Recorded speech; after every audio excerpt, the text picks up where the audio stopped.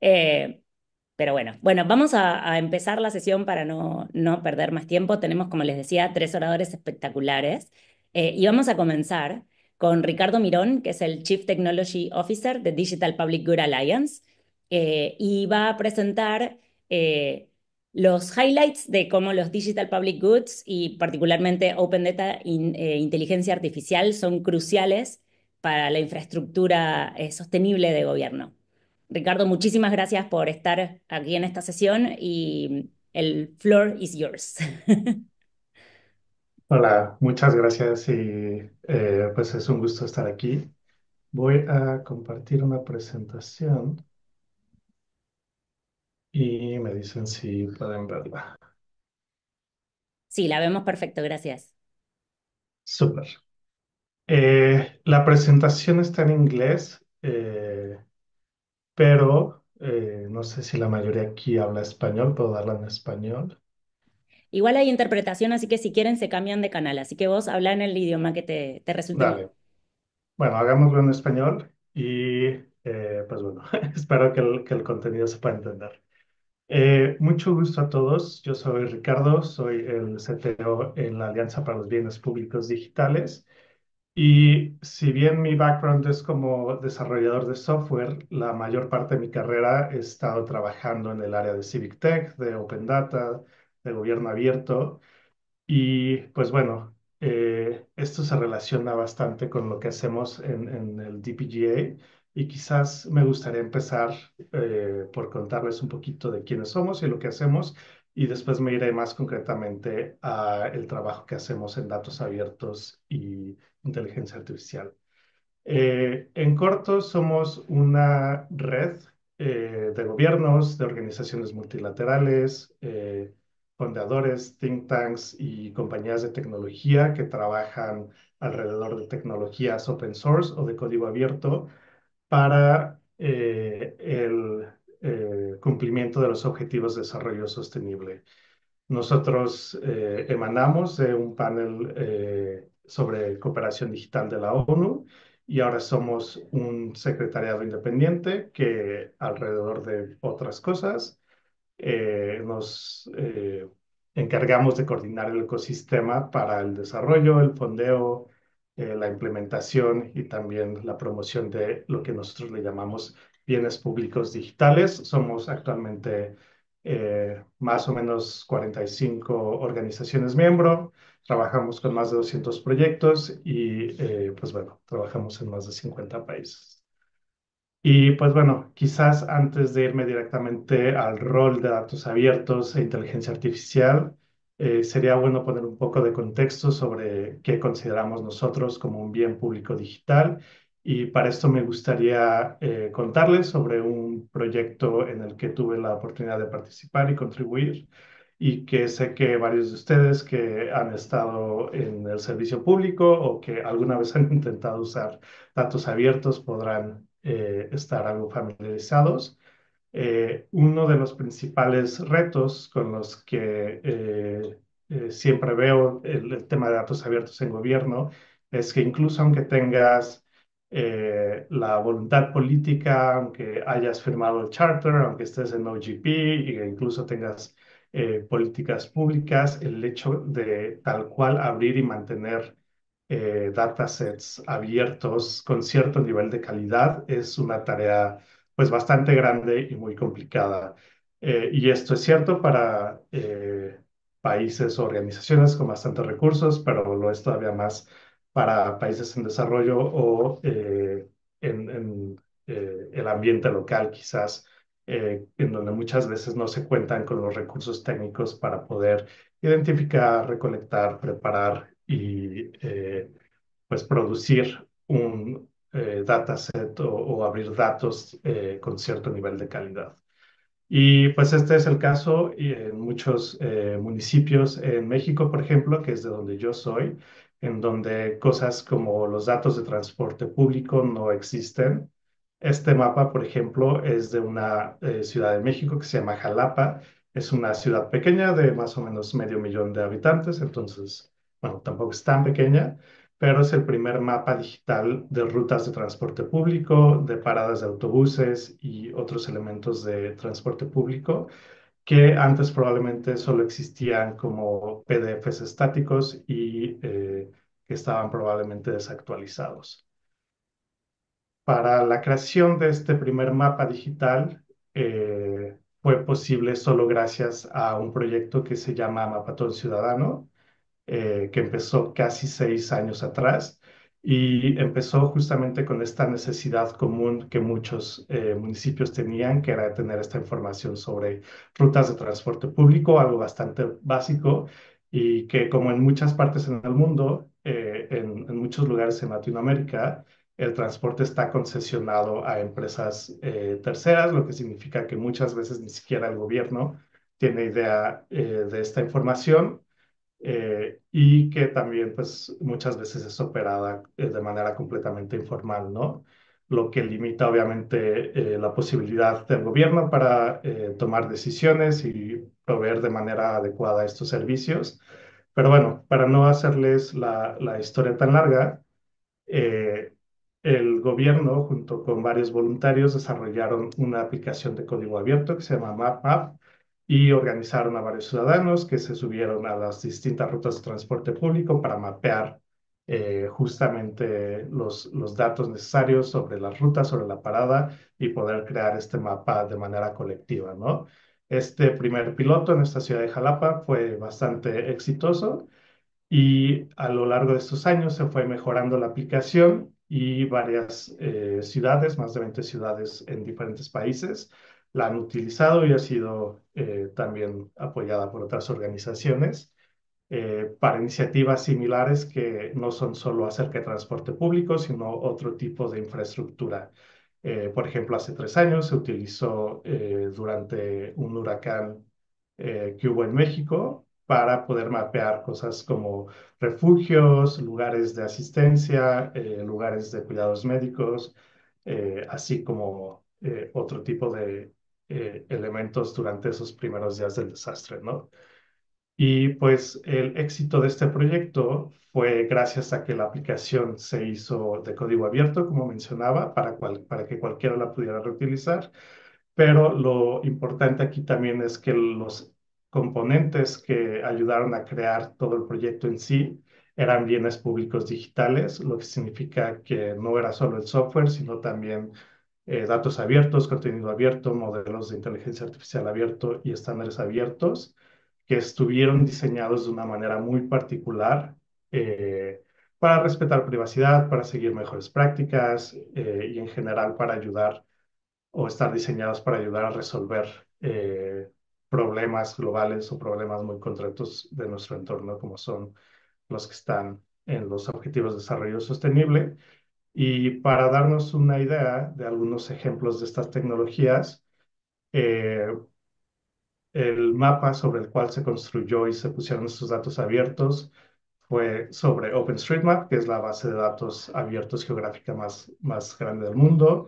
Se utilizó el estándar de General Transit Feed, GTFS, para que los datos pudieran ser interoperables y usados en otros servicios digitales y se hicieron públicos a través de un portal de datos abiertos basado en CICAN, que es el software de código abierto más usado para portales de datos abiertos a nivel nacional, ¿no?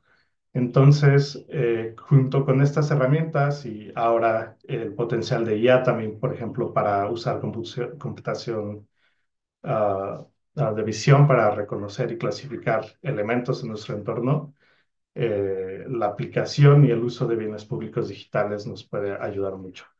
Y pues bueno, que tiene que ver todo esto con DPI o Digital Public Infrastructure.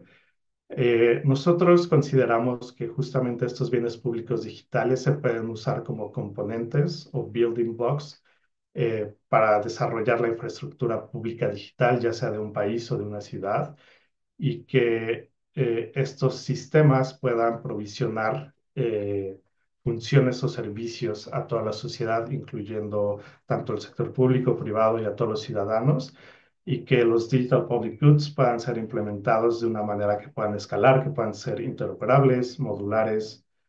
seguros, inclusivos y accesibles.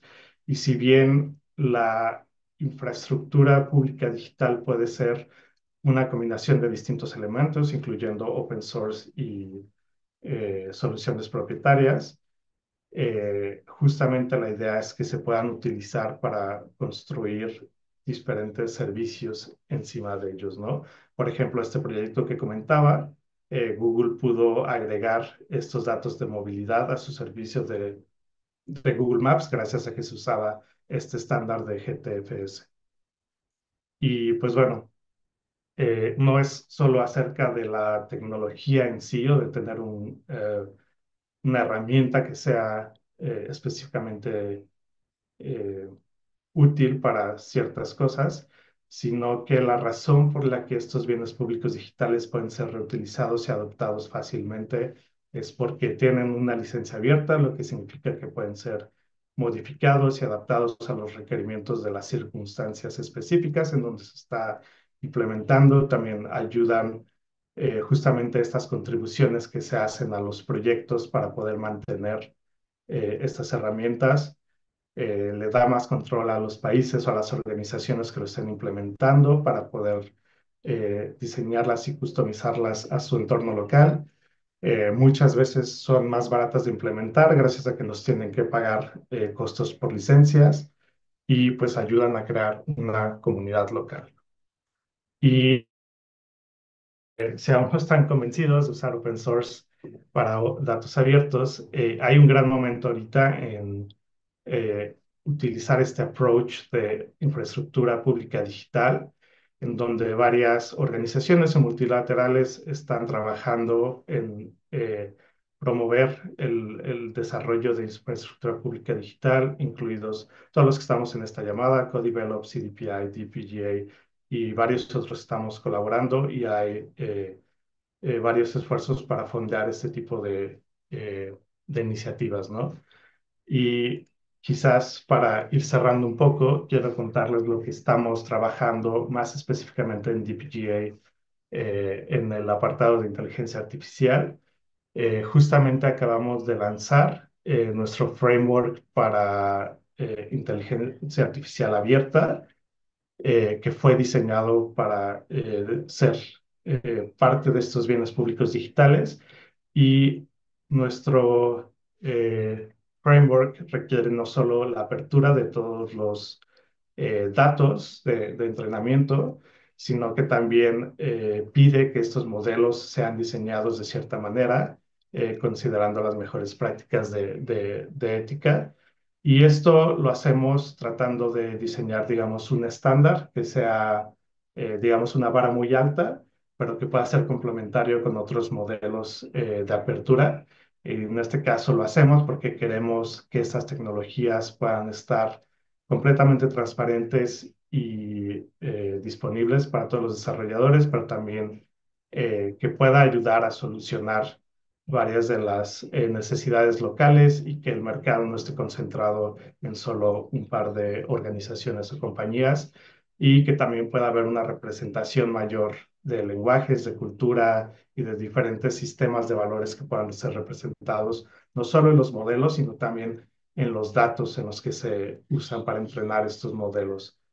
Y sabemos que esta es una vara pues un poco alta, entonces estamos también lanzando una llamada eh, colaborativa para datos abiertos en el desarrollo de inteligencia artificial para el interés público, en donde lo que buscamos aquí es poder identificar herramientas que nos ayuden con toda esta parte de crear datasets de alta calidad para el entrenamiento de distintos modelos de inteligencia artificial, y no solo las herramientas, sino también queremos identificar las barreras técnicas que los gobiernos tienen, que los modelos de inteligencia artificial que ya se estén desarrollando, que puedan ser compartidos y que se pueda promover no solo entre los desarrolladores técnicos, sino también entre la parte de política pública y de las personas financiando estos esfuerzos, que la inteligencia artificial se desarrolle de una manera transparente. Y pues bueno, Si alguien está interesado un poco más en esta llamada y en colaborar o solo en explorar cómo pueden utilizar o contribuir, siéntanse libres de mandarme un mensaje. Por aquí en el chat puedo dejar mi correo y pues bueno, esta sería una muy breve presentación de lo que hacemos en TPGA y un poco cómo se relaciona en la construcción de la infraestructura pública digital, eh, en especial consideración de los datos abiertos y la inteligencia artificial abierta. Muchísimas gracias, Ricardo. Y seguramente hay muchos de los participantes de la sesión que por primera vez están escuchando sobre estas conexiones entre estas agendas, entonces seguro, cuando pongas tu mail te van a escribir. Eh, Paso sin perder más tiempo a nuestra segunda oradora, que es Aura Cienfuentes. Aura es miembro del equipo de inversiones de Codevelop y actualmente lidera el portfolio de Latinoamérica.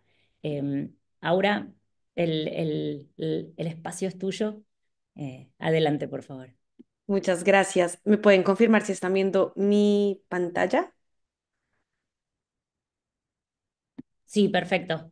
¿Perfecto? Vale, perfecto. Bueno, em, mucho gusto. Mi nombre es Aura Cifuentes. Me emociona muchísimo estar acá. Yo también había preparado mi presentación en inglés, así que mis slides están en inglés, pero bueno, creo que somos tres latinoamericanos hablando de esto y para mantenerlo homogéneo, pues lo voy a hacer en español. Simplemente quiero empezar diciendo que para mí es muy emocionante poder estar en un espacio que busca conectar agendas. Durante muchos años trabajé en la agenda de datos abiertos, de gobierno abierto, y hoy estoy en la de infraestructura pública digital, y parte de mi presentación es compartirles también unas reflexiones que al interior de CodeDevelop hemos venido teniendo sobre cómo todo lo que hemos hecho en infraestructura pública digital se conecta con la agenda de inteligencia artificial y con la agenda de datos abiertos. Así que obviamente les voy a contar qué hacemos en CoDevelop y cómo funciona nuestro modelo de financiación y nuestro modelo de apoyo a las diferentes iniciativas, pero también cómo estamos viendo que estas agendas se conectan y eso también está haciendo que nuestro modelo en algunos casos cambie. CoDevelop es un fondo, es una non-profit global que nuestro último objetivo es que haya más adopción de infraestructura pública digital en países. ¿Qué quiere decir eso? Que nosotros con un apoyo en la mayoría de casos financiero buscamos que se mueva la aguja y que los países pasen de un modelo de digitalización que hoy hemos visto que está muy en silos a un modelo de digitalización más de infraestructura, más de poder tener servicios compartidos, más de poder tener sector público y sector privado co-creando y hablando sobre infraestructura pública digital.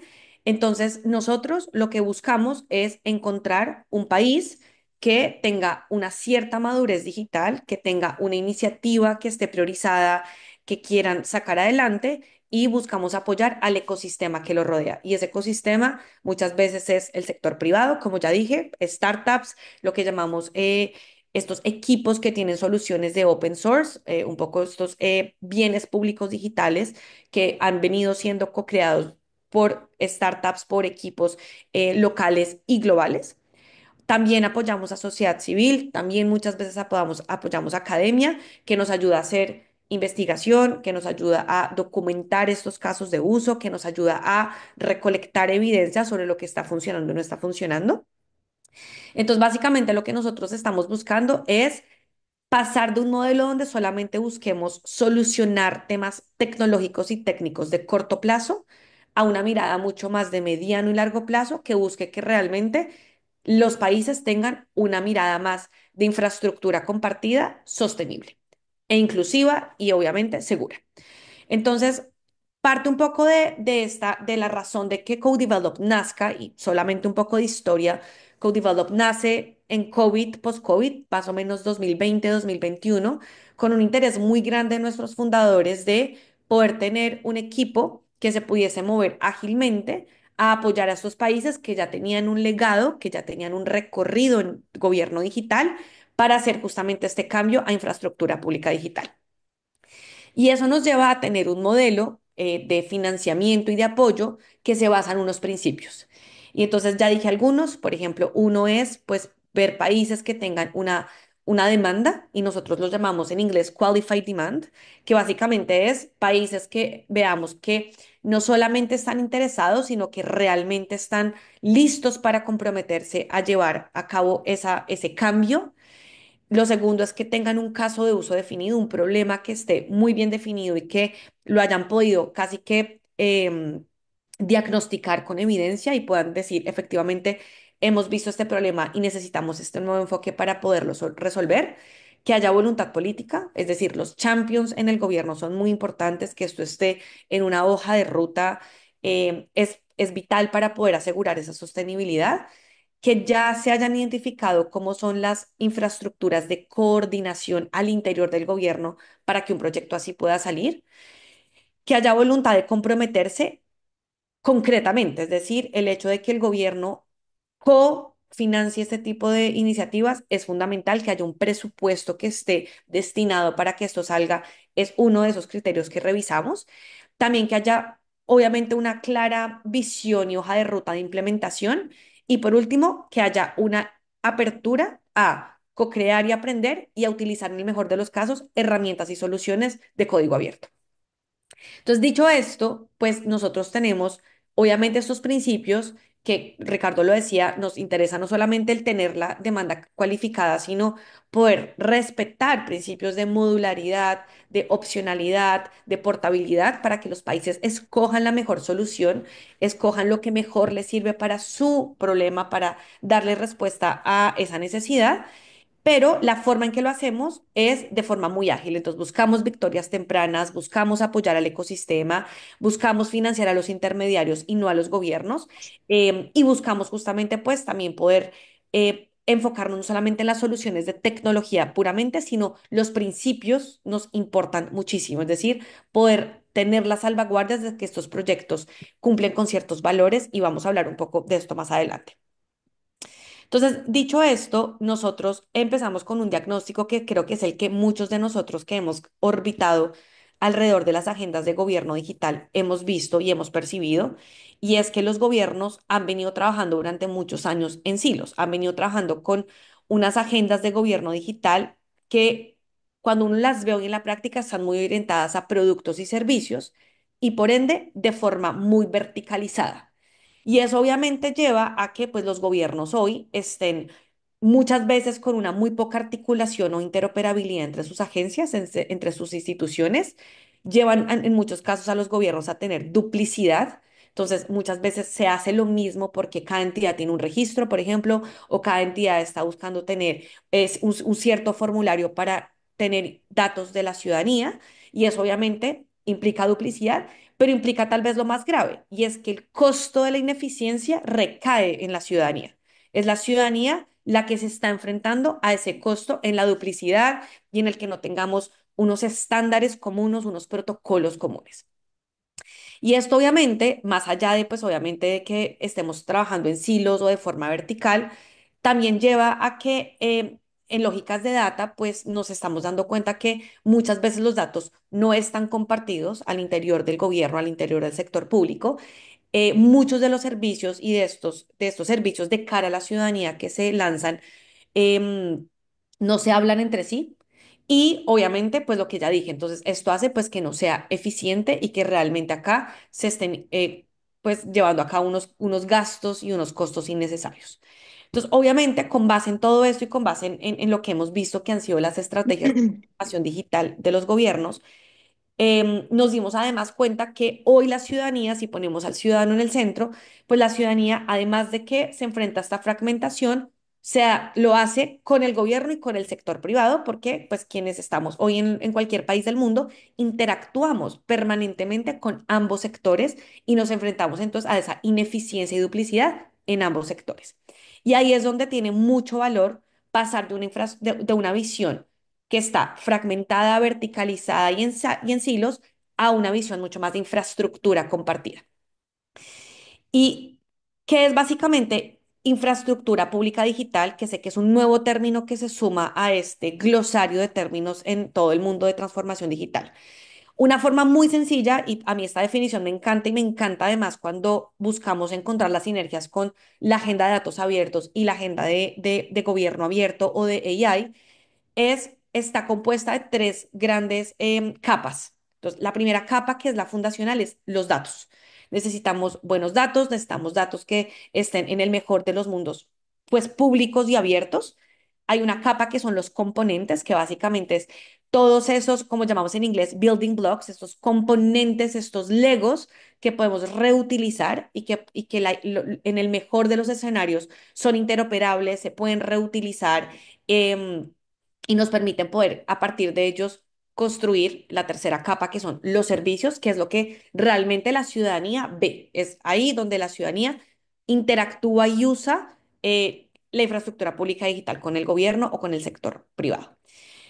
Entonces, si uno obviamente esto lo rompe y lo empieza como a mirar más en detalle, pues los datos acá se vuelven importantísimos y en el lenguaje, creo yo, pues de estas agendas, aquí los datos abiertos juegan un papel fundamental en la medida en que hayan mejores datos, datos de verdad de calidad, datos que estén responsablemente manejados, vamos a poder sobre esto construir mejores componentes y mejores servicios. Obviamente, ya lo ven en la diapositiva, pero acá también entra todo lo relacionado con registros, con mapas, como lo mostraba Ricardo, con récords de, por ejemplo, de salud, también datos que son sensibles. Pero pues la idea de que para nosotros los datos sean la capa fundacional también tiene mucho que ver con empoderar a la ciudadanía, que la ciudadanía también pueda hacerle accountability, pueda también tener el poder de pues controlar y de revisar y de pedir cuentas a partir de esos datos. En la segunda capa, que son los componentes, que es como estos bloques de Lego, acá viene todo lo que está relacionado con autenticación, con pagos, con intercambio de datos, donde otra vez los datos vuelven a ser muy importantes. Y acá, pues, los componentes y tal vez los principios más importantes son los de interoperabilidad, los de poder reusar esto y los de poder tener en el mejor de los mundos código abierto y estándares abiertos. ¿Y esto por qué es importante? Porque esto nos va a permitir que los países realmente tengan soberanía y la soberanía no sea simplemente un concepto que quede en un documento, sino en el día a día los países realmente van a poder controlar eso, van a poder defender los principios de transparencia tan importantes para la agenda de gobierno abierto y datos abiertos y también que puedan respetar pues todos los principios de seguridad e inclusión. Y por último, los servicios, ¿no? Que ya lo dije, pues esto va desde sacar el pasaporte hasta tener un seguro de salud, un seguro de vida. Y aquí es donde la ciudadanía, pues, realmente interactúa con esta infraestructura pública digital. Pero esto tiene sentido y van a ser de estos servicios de mejor calidad siempre y cuando estén basados en una infraestructura que sea modular. Nosotros siempre hablamos en CoDevelop que uno de nuestros mayores sueños y deseos es que todo lo que el gobierno haga sea faster, cheaper y better, ¿no? Que es como que cada vez sea más ágil, más barato y mejor. Y para que eso pues, se pueda dar, pues la modularidad de esa infraestructura es vital. Y normalmente nosotros en CoDevelop terminamos acá. Esto es como la definición de DPI, pero en los últimos meses hemos venido teniendo una conversación interna sobre en dónde entra la agenda de inteligencia artificial. Y para nosotros la agenda de inteligencia artificial entra basándose en lo que ya existe de infraestructura pública digital. Es decir, AI no entra a reemplazar DPI, entra a construir sobre DPI. Y entra a construir sobre DPI porque parte de lo que nosotros entendemos de todo esto es que la AI no va a poder funcionar de una forma con propósito y de la mejor forma posible si no tenemos justamente buenos datos, buenos componentes y buenos servicios. Y acá puse tres ejemplos que son los que estamos explorando recientemente y es, si hablamos de inteligencia artificial en salud, pues justamente en este caso, AI va a necesitar tener información de pacientes, esto que llamamos patient records, y muy probablemente identidad digital que se asegura, para poder justamente sobre esto poder construir mejores algoritmos, mejores modelos predictivos, para que podamos aprender mucho más rápido sobre cómo mejorar esos servicios. Si hablamos de agricultura, muchas veces AI, basándose en proyectos muy específicos de agricultura o de cambio climático, necesita utilizar datos satelitales, pero registros también y registros es justamente uno de esos componentes tan importantes de DPI. Y en tema de detección de fraude, igual. Para poder detectar esos fraudes y poderlos combatir de forma más eficiente, se necesitan transacciones, se necesita tener esos datos transaccionales y muchos de esos casos están en los componentes de DPI. Entonces, simplemente para concluir, Para nosotros es muy importante siempre resaltar que DPI no es solamente tecnología. Es más, cuando ustedes revisan el portafolio de todos los tipos de grantees y proyectos que tenemos en el mundo, esto tiene que ver mucho más con principios y con valores que con tecnología. Por eso lo decía al comienzo, muchos de nuestros grantees son sociedad civil, porque para nosotros la sociedad civil son esos ojos y esa voz de la ciudadanía en los proyectos de DPI, hablando con el gobierno, interactuando con el gobierno.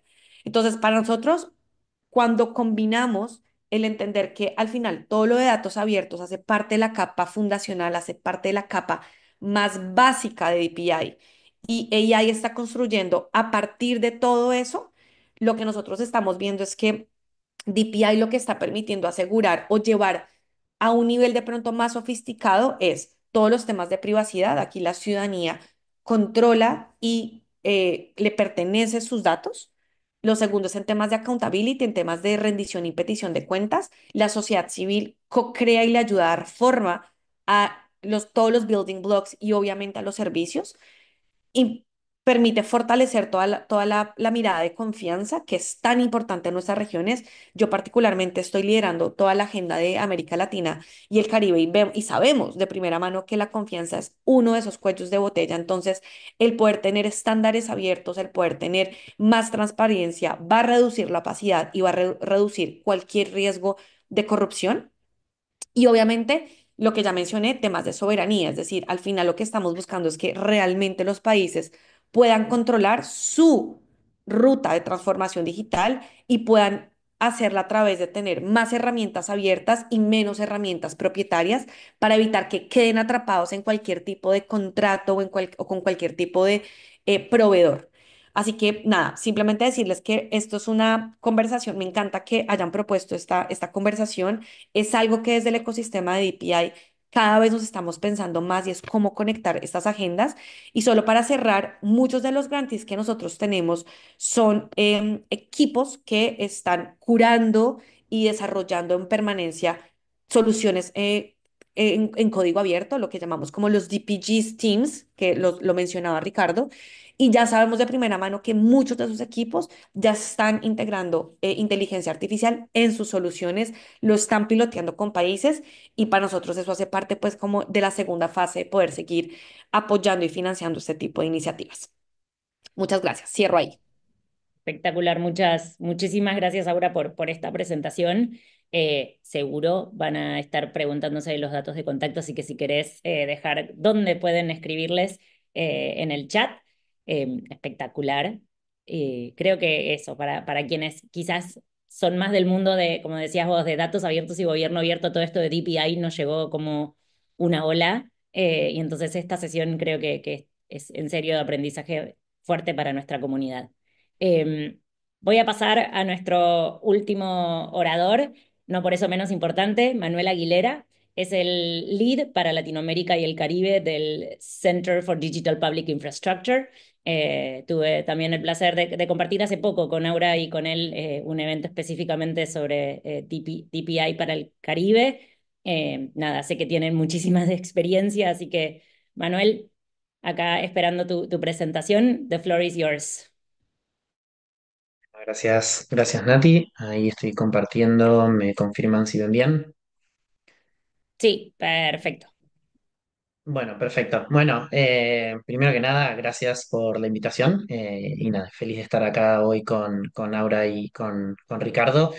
Eh, Creo que voy a romper un poco el flujo de la presentación. En algún momento voy a pasar al inglés porque preparé la presentación en inglés y si no el cerebro me hace cortocircuito. Creo que no soy tan bueno como Aura y como Ricardo traduciendo en vivo, pero, pero bueno. Empiezo en español, me presento, yo soy el líder para América Latina y el Caribe de CDPI. Nosotros somos un equipo relativamente pequeño de una organización relativamente nueva, pero que tiene un scope en América Latina y el Caribe, en África y en Asia. Y básicamente nuestra misión y nuestro foco es ayudar a los gobiernos a diseñar mejor y más escalable infraestructura pública digital. Estamos trabajando con cerca de 40 gobiernos en 3 regiones del mundo, y mi rol tiene que ver justamente con trabajar en América Latina y el Caribe. Mi background también es de sociedad civil, así que vengo de ese mundo. Fundé una organización de Civic Tech que trabaja también en nuestra región. Y mi background es en administración pública, políticas públicas y ciencias sociales, así que hoy no me voy a meter en profundidad con temas de tecnología, sino en qué es lo que tenemos que saber desde una perspectiva de políticas públicas para construir infraestructuras públicas digitales más resilientes y más inclusivas en lo que hace a data sharing. Y ahora sí voy a cambiar a inglés. And I'm going to talk a little bit about data sharing from a GPI perspective. Me voy a And referir for un us, poquitito al intercambio de datos data desde la is a perspectiva critical de component of data datos sharing, abiertos. but Para it's not the only nosotros, one. este es So un I'm going to talk componente a little crítico bit del intercambio de datos, pero no es el único. Voy a estar hablando bastante, data en sharing realidad, acerca systems or tools that del are a little bit more diseño user de centric. esquemas y And when I mean estructuras de user centric intercambio de is datos que sean más not centrados en el just usuario. ¿A about qué me being refiero con centrados en accountability el to usuario? governments and No se trata accountable to únicamente enterprises, de but also rendición de cuentas de how we parte can de los make gobiernos, a lo que me voy a better referir, access both sino también provide cómo podemos public permitir un mejor services, but acceso also for tanto a través services. de los servicios And I'm públicos going to como de start los with a servicios brindados simple por and el basic sector distinction, privado. which is Y voy a comenzar con personal una data distinción and básica, non-personal pero muy data. simple, And I think it's que very son los datos important to personales y los understand how datos these no two approaches personales. Me parece require sumamente different importante perspectives. So entender we que need estos to dos design enfoques requieren una different perspectiva architectures distinta. and Por different ese motivo, governance vamos a tener models que for each of necesitar these. distintos gobiernos So de gobernanza as a y short distintas introduction on what infraestructuras para data esto. A modo what de is what data sharing is, introducción and here's what we respecto de lo discussed que are data sets. es el And these intercambio open de data sets datos will no enable us personales, son better sets de research, datos monitoring, abiertos que measurement, nos permiten una analysis, mejor and investigación, more monitorear increasingly y cada IoT. vez más la And for this, formación governments o can la do capacitación things de los different modelos de channels, of course, inteligencia artificial. Estos open modelos pueden cumplir distintas data funciones. En repositories, primer lugar, pueden abrir but los also they repositorios can de create datos, pero decentralized también networks for pueden policy crear makers for redes anonymize data sharing descentralizadas para anonimizar el intercambio de so in datos. this context, in these models, what En este governments can do contexto, is en to estos modelos, lo que pueden hacer los increase or gobiernos encourage institutions to es publish their own data fortalecer sets y under their alentar a own las brands, instituciones a que while publiquen sus keeping conjuntos control de and datos, keeping their own brands manteniendo el and control retribution for y these manteniendo su for these data marca sets. y la And compensación por estos mainly sets de these datos. open data sets De will modo que encourage estos a conjuntos de data datos economy abiertos that's van a ir open, but alentando una also economía that's de datos que sea más privacy abierta to avoid y centralization. que a su vez And evite then we have a different model of la personal data sharing.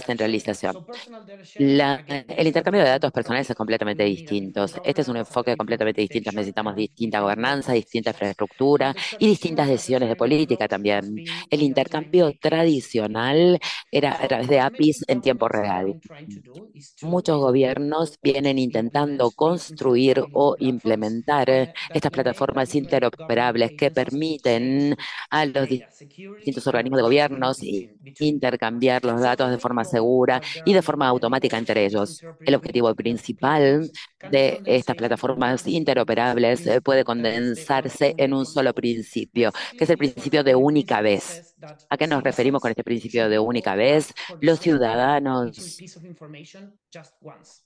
So deben brindar cada let's, in información our solo una country vez. where I live, we Tomamos el also caso de have la different Argentina, por models. ejemplo, When que you es want a donde yo driver's vivo. license, the Cada vez que government quiero will renovar ask mi for a licencia de paper conducir, certificate that mi another gobierno me va a government pedir un provides me saying certificado por that I don't escrito have que me any da otro fines to gobierno pay. diciendo que So no with tengo ninguna multa a pagar. interoperability, those Con una systems talk to one another and interoperabilidad will adecuada, estos avoid sistemas podrían duplication. hablar entre sí y nosotros And that evitaríamos todo applies to este in tramiterío. many sectors, to Esto healthcare, se aplica también a education, cualquier to otro employment, sistema, to banks, salud, etc. educación, So if we get empleo, pagos, interoperability right, etcétera. every Si time we go realmente to a logramos doctor la or to share interoperabilidad cada vez que vayamos al médico, information el that médico we no nos have tendría que allocated pedir in the información que previous nosotros ya le months. contamos al médico And con que nos probably the vimos most antes. famous Y interoperability probablemente platform is la the plataforma X-Road de that a lot of governments have interoperabilidad más applied, famosa but es all X-Road, que governments ya la tend to aplicaron build muchos their own. gobiernos, So pero cada gobierno tiende a construir una Conecta.gov.br, plataforma which is propia. Tenemos Brazilians, conecta.gov.br, que es Interoperar in brasileña, Argentina, and so on. Interoperar, We que es la que have estamos utilizando en la governments that Argentina, create etcétera, their etcétera. own Como les decía, interoperability la platforms. mayoría de sus Now, the gobiernos crean fourth su from an propia architecture gobierna perspective is each interoperable. ¿Cómo agency in funciona esto? government runs as a Cada web organismo de server or acts gobierno as a gateway. tiene un servidor de seguridad que funciona como portal, que permite el acceso o deniega el acceso a determinada información. Estos servidores se comunican directamente a través de canales cifrados y evitamos las bases de datos centralizadas, es decir, cada organismo tiene el control sobre sus propios datos. Piensen en esta plataforma como si fuera una autopista, pero esta autopista no solo controla la forma en que fluyen los datos, sino también los puntos de control que básicamente deciden o nos permiten acceder a determinados canales o datos y en qué condiciones podemos acceder a ellos. Esta es la visión. Esta es la visión que es un ecosistema en el que todos los sistemas pueden hablar entre sí y los datos pueden fluir de forma libre y segura y los distintos servicios pueden tomar los distintos datos de otros sistemas, preservando siempre las medidas de seguridad, la privacidad y también el consenso. Por ejemplo, el Ministerio de Salud puede tomar datos del registro civil para saber si un ciudadano es menor de edad, por ejemplo, y a su vez el registro civil puede responder directamente en tiempo real. Este sistema es seguro, es eficiente, es escalable y se puede aplicar a distintos sectores. Se puede aplicar casi a todos los países y también a los distintos niveles de gobierno. En el papel, estos sistemas deberían funcionar bien. Pero ¿qué pasa? La realidad no es tan simple. Entonces, tenemos un montón de pozos en nuestra autopista que hacen que estos sistemas sean un poquito más complejos. ¿Cuáles son estos problemas? Bueno, en primer lugar, estos sistemas son bastante costosos a la hora de implementarlos y también a la hora de mantenerlos. También necesitamos una fuerte capacidad técnica, particularmente porque estamos configurando y instalando un sistema, un servidor de seguridad en cada terminal. No siempre es fácil obtener consentimiento porque la mayoría de las plataformas no lo tienen como función nativa. Por último, necesitamos mucha madurez o alineación institucional en los países federales, como es el caso de la Argentina. La articulación entre los distintos niveles de gobierno es particularmente compleja. Esto significa que se enlentece la adopción y es casi imposible escalarlo al sector privado. Por último, este es el modelo que no es muy escalable para casos transfronterizos. Ha habido algunos casos de integración de plataformas que se utilizan en distintos países, pero realmente es complejo ver cómo podemos escalar este modelo a nivel planetario. Entonces, esto nos lleva de nuevo a el punto de partida en muchos países, particularmente en los países en desarrollo, seguimos tapados de papel y la verdad es que seguimos dependiendo de los documentos impresos para poder acceder a los distintos servicios y en el sector privado la situación no es muy distinta. Siempre necesitamos probar que, por ejemplo, pagamos una multa o que tenemos una cierta credencial académica para poder acceder a un empleo y para eso seguimos necesitando del papel. Esto genera mucha fricción para los gobiernos, para las personas y también genera muchísima burocracia. Y esta es la causa raíz oculta de la exclusión de muchas personas de muchos servicios y de la pérdida de oportunidades. Piensen cada vez que tienen que acceder a un beneficio de gobierno, a un préstamo, que tienen que obtener atención médica o empleo, todo lo que tienen que probar con documentos. En un mundo ideal en el cual todos estos servicios hablaran entre sí, ustedes jamás tendrían que presentar ninguno de estos papeles, pero bueno, no es el mundo en que vivimos. De modo que las personas y los organismos se fueron adaptando, encontraron la forma. La mayoría de nosotros utilizamos WhatsApp, correo electrónico, Google Drive como mecanismo para poder compartir los documentos oficiales. Es cómodo, es fácil de usar, pero tiene algunas limitaciones. No siempre es seguro y no tenemos forma de verificar que los documentos sean auténticos. La autenticidad de estos documentos por lo general se verifica de forma manual y con un costo bastante alto. Las instituciones necesitan verificar que estos documentos son auténticos antes de poder brindar un servicio a una persona. Esto genera demoras, crea fricción y también genera exclusión. De modo que la pregunta que debemos plantearnos es si podemos construir algún mecanismo que sea tan simple como WhatsApp, pero con la confianza y la seguridad de la integración entre un sistema y otro. y la forma más fácil de llegar allí es convertir todos los documentos en lo que nosotros llamamos una credencial verificable. ¿Qué es una credencial verificable? Significa básicamente agregar una capa de verificación a todos los documentos que tiene una persona. ¿Cómo lo hacemos? Firmando ese documento con un código QR. Esto genera confianza para el documento, pero con un mecanismo de muy bajo costo. De modo que ese documento sigue teniendo un formato legible, me pueden seguir generando un documento impreso o un PDF, pero ahora también puede ser leído por las máquinas. No se puede falsificar ni se puede hacer fraude porque está firmado digitalmente y se puede emitir en distintos mecanismos, en formato en papel, pero también puede ser portable en una aplicación o en una billetera digital. Y también captura el consentimiento, porque la persona tiene esos documentos, es bastante fácil implementar el tema del consenso. Pero ahora pensémoslo en escala, porque básicamente estamos utilizando el mismo principio de única vez, excepto que en este caso, en el centro de la ecuación tenemos al usuario.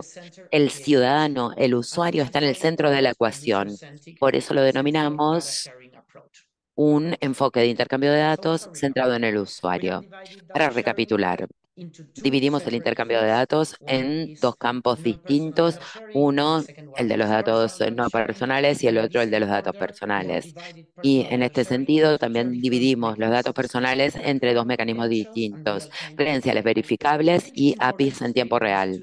Me parece importante destacar que estas dos soluciones pueden coexistir. No es necesario que elijamos entre las credenciales verificables o las plataformas interoperables. En la mayoría de los casos, podemos utilizar cualquiera de los dos mecanismos, pero hay algunos casos donde vamos a necesitar, por ejemplo, el intercambio de datos en tiempo real y en otros casos solamente vamos a poder utilizar una credencial verificable o un documento firmado digitalmente. Pero los dos deberían seguir los mismos principios en cuanto al consentimiento y la preservación de la privacidad, mejorando la experiencia del usuario al acceder a los servicios digitales, tanto por parte del sector público como del sector privado. Pero déjenme volver un poquitito a las credenciales verificables y cómo funcionaría esto. Estas credenciales verificables, como mencionaba anteriormente, se pueden almacenar en distintos formatos. Esto promueve la inclusión. Estos documentos se pueden imprimir como certificados en papel con un código QR, eso hace que sean verificables. Lo podemos tener en nuestra billetera virtual, en una aplicación en nuestro teléfono. Y este es el enfoque que están tomando muchos gobiernos de nuestra región, básicamente utilizando esta billetera digital que les permite a los ciudadanos almacenar los documentos digitales y podemos tener billeteras en la nube, particularmente relevante para aquellos países que no tienen mucha penetración de smartphones. Básicamente este sería un punto desde el que se puede descargar la credencial de forma segura. ¿Cómo es la arquitectura de esto? Básicamente tenemos tres actores. Tenemos la institución que emite la credencial, tenemos al usuario y también tenemos la institución que necesita poder aceptar esa credencial. Lo podemos denominar consumidor de credenciales o verificadores de credenciales. En un proceso súper simple, cualquier institución que emite cualquier tipo de documento, digamos que se trata de un documento personal, un registro bancario, un registro de salud, puede incorporar un proceso muy, pero muy simple al final del mecanismo de emisión para poder incluir un código QR para firmar esta credencial. Luego, ese certificado se emite al usuario a través del mecanismo que se utiliza habitualmente o ahora podemos incorporar también una billetera digital. Luego el ciudadano puede decidir a quién le quiere mostrar esa credencial. Si es en un mecanismo de sistema a sistema, es decir, si lo estamos compartiendo a través de un portal o si lo vamos a hacer en persona, por ejemplo, mostrando la credencial a través de la billetera, también podemos incorporar una divulgación selectiva, es decir, que el usuario puede seleccionar cuál es la información que desea compartir y qué información no desea compartir. Y para nosotros, este enfoque es fácilmente escalable fuera del gobierno, porque todos pueden emitir un documento como credencial verificable y cualquiera puede comprobar su autenticidad. No importa si se trata de un documento de gobierno como una identificación, una declaración jurada impositiva o un documento privado como puede ser, por ejemplo, la historia clínica o un estado de cuenta bancario. Y este ecosistema puede ser tan abierto que se puede utilizar para muchísimas otras cosas. Digamos que mañana queremos, por ejemplo, construir una billetera especializada específicamente para las necesidades del sector de salud. En ese caso podemos generar una billetera especializada. ¿Qué necesitamos para poder realmente tener estas credenciales verificables a gran escala? Necesitamos gobiernos que elijan estándares globales para la adopción de esta política, que tengamos estándares que nos permitan asegurar la interoperabilidad de forma radical y necesitamos apoyar a todas las instituciones que están emitiendo documentos para que los puedan emitir como credenciales verificables. También necesitamos billeteras centradas en el usuario. Cada gobierno puede construir la propia, pero también puede habilitar un ecosistema de billeteras que sean interoperables y luego necesitamos promover la aceptación para que las instituciones puedan verificar las credenciales. Esto es lo más fácil en cuanto a la tecnología, pero nosotros sabemos que el cambio cultural a veces lleva tiempo. Como decía Ricardo hace un ratito, me gustaría subrayarlo. Hay muchísimas especificaciones y herramientas de código abierto que pueden acelerar esta implementación y que pueden ayudar a los gobiernos a reducir los plazos de años a meses para poder contar con soluciones ya implementadas, incluso este año, si quisieran comenzar de inmediato. Y esta está siendo la tendencia y realmente es el camino que están siguiendo muchísimos gobiernos. India tiene más de 500 millones utilizando DigiLocker. Argentina implementó la licencia de conducir en 65 días. La Unión Europea también está implementando la billetera digital y Singapur también está incorporando más credenciales verificables. Para concluir, nosotros creemos que las credenciales mejoran la confianza para poder acelerar el crecimiento económico inclusivo y facilitar el acceso a los servicios públicos. Las herramientas existen, ya están ahí, los estándares ya están ahí, hay una necesidad real, pero en última instancia, para nosotros la solución es sumamente simple, son datos confiables en manos de la gente. Muchísimas gracias.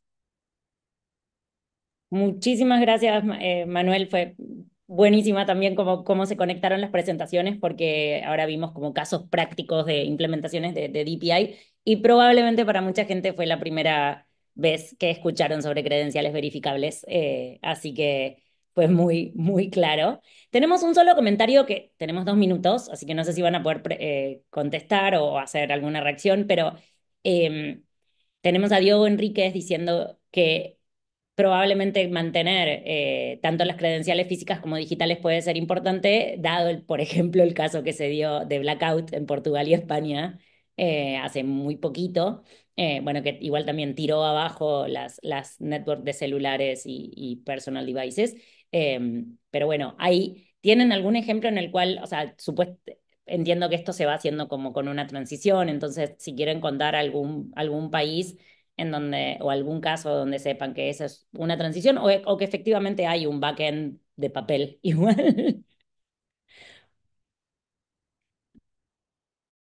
Em, la realidad es que hoy la mayoría de los registros que tienen los gobiernos están digitalizados.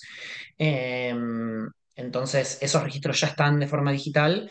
Lo que nos permite el enfoque de credenciales verificables es emitir estos documentos en distintos formatos. Obviamente, seguir teniendo el soporte físico es importante. Digo, la licencia de conducir uno la puede tener en el teléfono y la puede tener, digo, pensemos en las tarjetas de crédito. Uno sigue llevando las tarjetas de crédito en la billetera, pero cada vez más las tarjetas en el celular van reemplazando ese mecanismo. Entonces, el enfoque de credenciales verificables, y yo creo que por mucho tiempo va a ser así, está pensado para que convivan los dos mundos, el digital y el analógico. Perfecto, buenísimo. Bueno, gracias por la aclaración, Manu. Bueno, llegamos al momento del cierre. Les pido mil disculpas a quienes tenían preguntas o más comentarios, por eso incentivaba ahí que manden por el chat. No les quiero robar más tiempo a nuestros oradores y oradoras y a toda la gente que se sumó. Desearles a todos una gran semana de gobierno abierto. Tienen todos los contactos ahí en el chat. Igual nosotros vamos a mandar luego un mail cuando subamos el video y ponemos también los datos de contacto en ese mail. Gracias a Aura, a Ricardo, a Manuel y a todos los miembros de nuestra comunidad que se sumaron a esta sesión y nos vemos el mes que viene. Muchísimas gracias.